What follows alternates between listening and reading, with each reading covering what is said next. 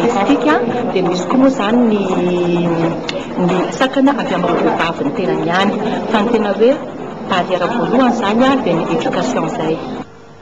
Any amin'ireo firenena ny varatra dia efa mahatratra 2,7 isanjato ireo vehivavy any anivon'ny anteniniera, 2,2 isanjato kosa any Amerika.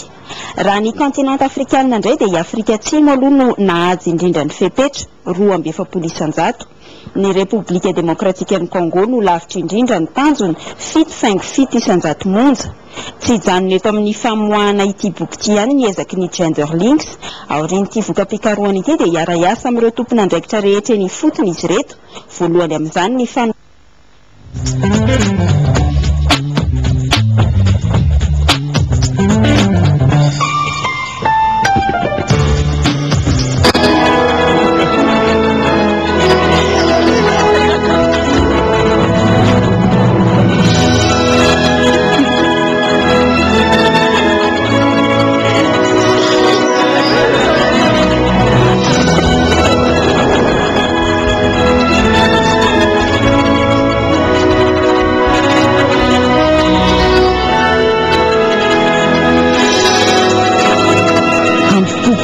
sy fitiavan-tanindrazana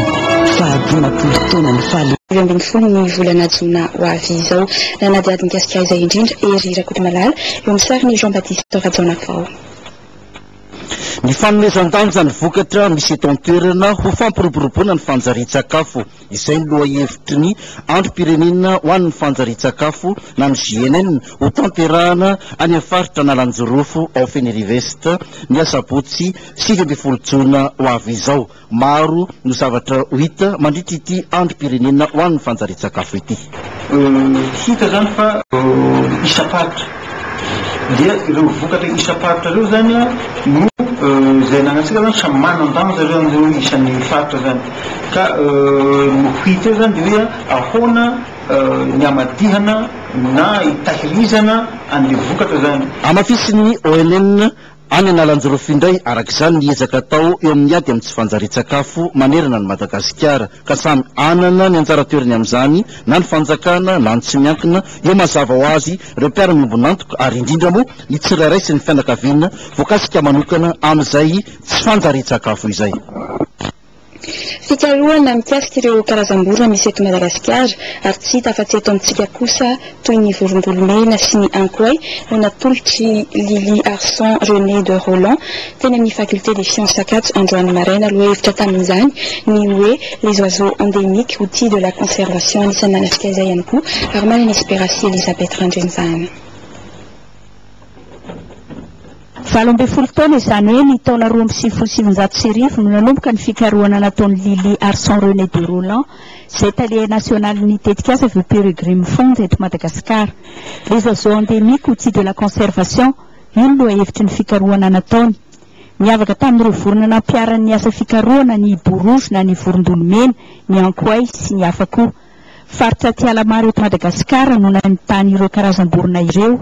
Akoatra ny tetikasa Peregrine Fond dia mpiara-miombonantoka tamin'ny Lily Arson René de Roland ny faculté des sciences département biologie animale eny amin'ny université Antananarivo, ny Madagascar National Park, ny ministèren'ny tontolo iainana raha tsy ilaza fa tsy ireo. Misy tena sy de mémoire izay nataoko androany dia mikasika ny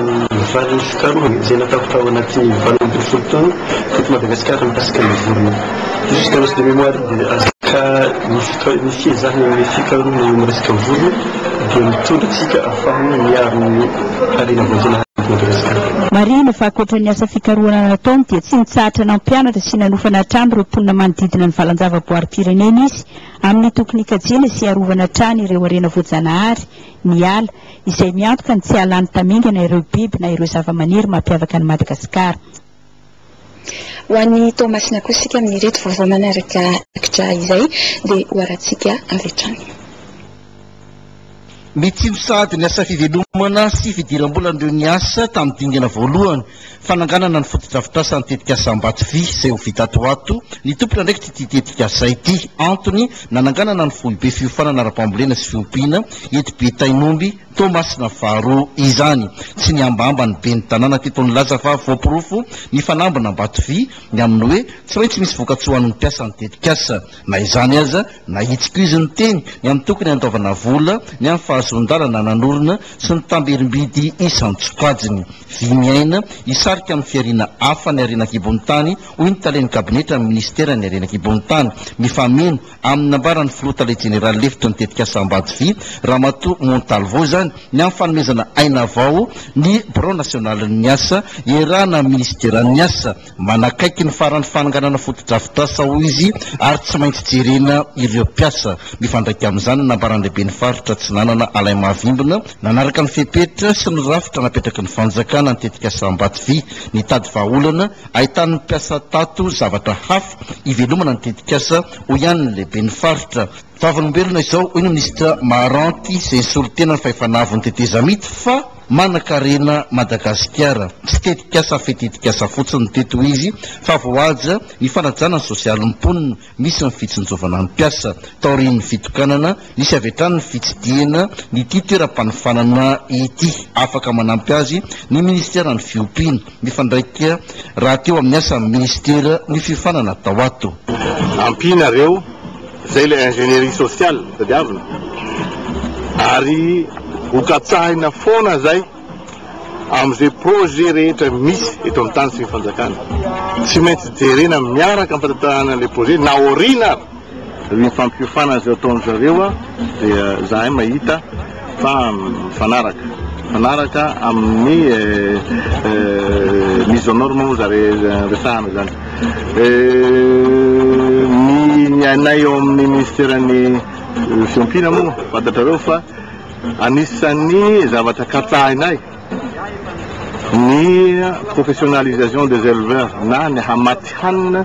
an'ireo mpiompy ireo ka ohatrany hoe mifanaraka koa amin'ny zavatra takinay zavatra katsahinay ny fisian'izao fibe fifampifana tena mpiompy vita ofana ny tadiavina fa tsy hoe mpiompy nentim-paharazana fotsiny manome tanana ity foibe mpifanana ity amin'ny alalana CTHT ny ministera ny fambolena fanomezan-tanana ataonay zao dia amin'ny alana mampita zay fahaizana zay amin'ny mpiarabelona aminy